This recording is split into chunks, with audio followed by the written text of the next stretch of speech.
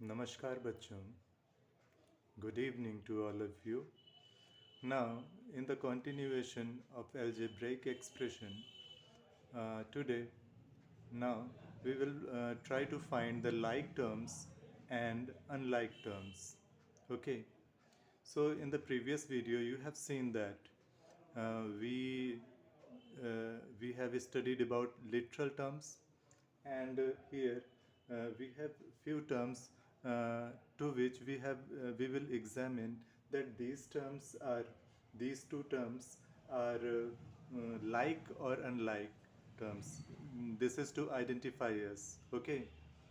ना अगर अब हम इस इन टर्म्स में देखें जो कि एक आपका 3x है और एक -7x है, तो इसमें हमें केवल एक ही चीज़ फाइंड आउट करनी रहेगी।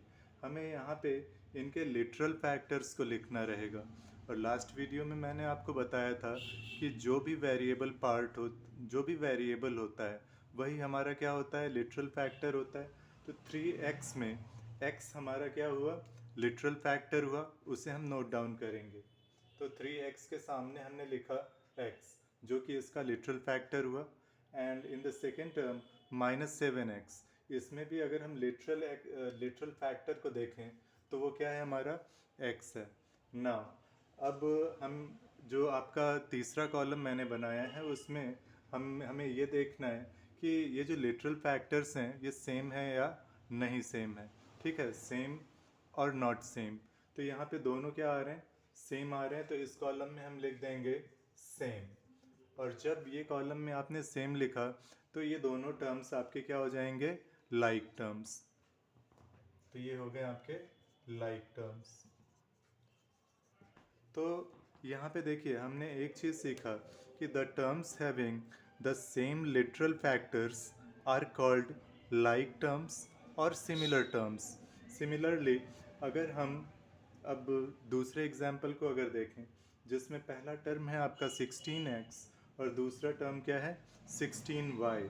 अगर इसमें हम लिटरल फैक्टर्स को देखें तो 16x में लिटरल फैक्टर आपका होगा x, एंड अगर हम 16y में देखें तो हमारा लिटरल फैक्टर होगा y। और इन दोनों को अगर कंपेयर करें x, है ना, तो यहाँ पे लिटरल फैक्टर्स आपके क्या हैं, डिफरेंट हैं। तो यानी आपके इस दूसरे एग्जाम्पल में लिटरल फैक्टर क्या हुए, नॉट सेम। नॉट सेम या फिर कह सकते हैं आप इसे डिफरेंट। तो जब ऐसी कंडीशन आती है कि जब आपके लिटरल टर्म्स डिफरेंट हो जाते हैं तो ये ऐसे टर्म्स क्या हो जाते हैं, unlike.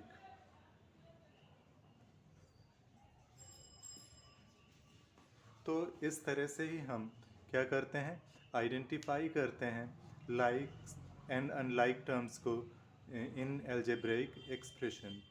Now so I am giving you an example to find out that these terms are like or unlike. Here is for you the third one, a square and 4b square. This is for you to solve. Okay, thank you.